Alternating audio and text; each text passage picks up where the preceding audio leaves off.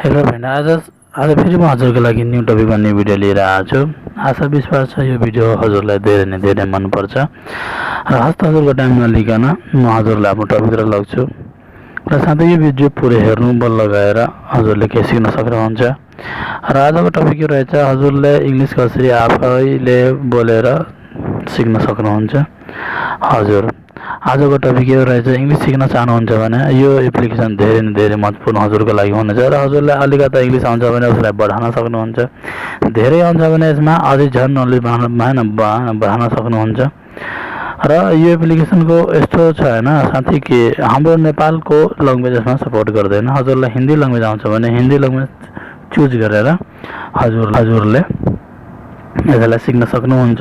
र यो एप्लिकेसन धेरै राम्रो लाग्यो किनकि धेरै पर्सेन्टेज हाम्रो नेपाली दिदीभाइ बहिनीहरू जसलाई हिन्दी ल्याङ्ग्वेज आउँछ र चाहियो भने यसबाट धेरै इजी तरिका छ, हजुरले सिक्न सक्नुहुन्छ।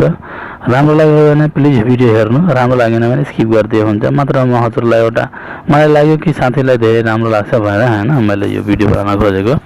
त डिलिङ्गो एउटा एप्लिकेसन छ यो साथी, जुन चाहिँ स्क्रिनमा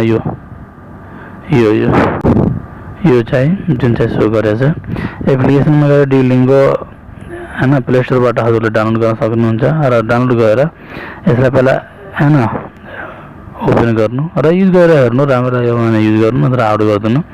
यसरी हेर हुन्छ होइन, गेट स्टार्ट गर्नु। कुन भाषा हजुरले सिक्न चाहनुहुन्छ भने जस्तै कोरियन सिक्न चाहनुहुन्छ भने कोरियन र इङ्ग्लिस सिक्न चाहनुहुन्छ इङ्ग्लिसमा क्लिक गर्नु होइन। What language do you speak, अब आफूले कुन ल्याङ्ग्वेज बोल्न सक्नुहुन्छ ती ल्याङ्ग्वेजको हिसाबमा यसले इङ्ग्लिस सिकाउँछ। अब म चाहिँ हिन्दी ल्याङ्ग्वेज सेलेक्ट गर्दैछु। हेर्नु 1 लक्ष्य चुन, अब ल हेर्नु यो भन्छ एउटा टार्गेट चुन्नका लागि आसान, साधारण, गम्भीर, जबरदस्त। तब हजुरले दिनको 5 मिनट कि दिनको 10 मिनट टाइम दिने कि दिनको 15 मिनट कि दिनको 20 मिनट, म चाहिँ 5 मिनट नै टाइम दिइरहेको छु है। अब यसमा के भन्छ तल आगे बढ्नको लागि क्लिक गरेँ। अब हेर्नु हजुरलाई के को लागि सिक्न चाहनुहुन्छ, विद्यालयमा पढ्नुहुन्छ कि नोकरी व्यवसायको लागि, यात्राको लागि, दिमाग अभ्यासको लागि, संस्कृति र अन्यको लागि। त खास गरेर त मान्छेले नोकरी यात्राको लागि, तर यहाँ दिमाग अभ्यासको लागि म चुज गरेँ। अब अंग्रेजी बिल्कुल नहीं है, शुरुआत शुरू से करें। पहली थोड़ी अंग्रेजी जानते हैं, जल्दी आगे बढ़ने के लिए परीक्षा दें। हजुरलाई अलिअलि आउँछ भने हजुरले तलको भए क्लिक गर्न सक्नुहुन्छ। अब धेरै आउँछ भने अहिले तपाईँ निनी हुनुहुन्छ भने स्टार्टिङमा क्लिक गर्न सक्नुहुन्छ। स्टार्टिङमा यसरी क्लिक गर्नु, माथि यसरी लिन्छ खुल रहा है भनेर होइन। अब हेर्नु इससे लड़की चुने, मेरा अब ऐसा है ना स्टुडेन्ट बोय गर्ल मेन को छ। अब गर्ल मेन लड़की हुन्छ यसमा अब के भन्छ चेक गर्नको लागि होइन। अब चेक गर्नको लागि यसले चेक गर्ने बित्तिकै के हुन्छ आप सही मतलब हजुर सही हुनुहुन्छ भन्छ होइन। फेरि आगे बढ्नको लागि अब हजुरले इसमें से छात्रा चुने। अब छात्रा भन्नाले अब बोय हुन्न, गर्ल हुन्न, म्यान हुन्न, स्टुडेन्ट हुन्छ। अब हजुरले एकछिनको लागि मानौँ मैले बोयमा क्लिक गरिदिएँ।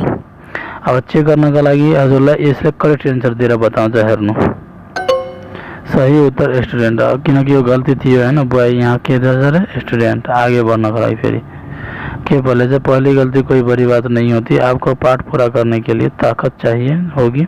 अगर यह खत्म हो जाती है तो वापस पाने के लिए अपने कमजोर शब्दों वाले खंडों का अभ्यास करें, इसलिए समझाएको है। अब फिर आगे बढ़ने के लिए है ना।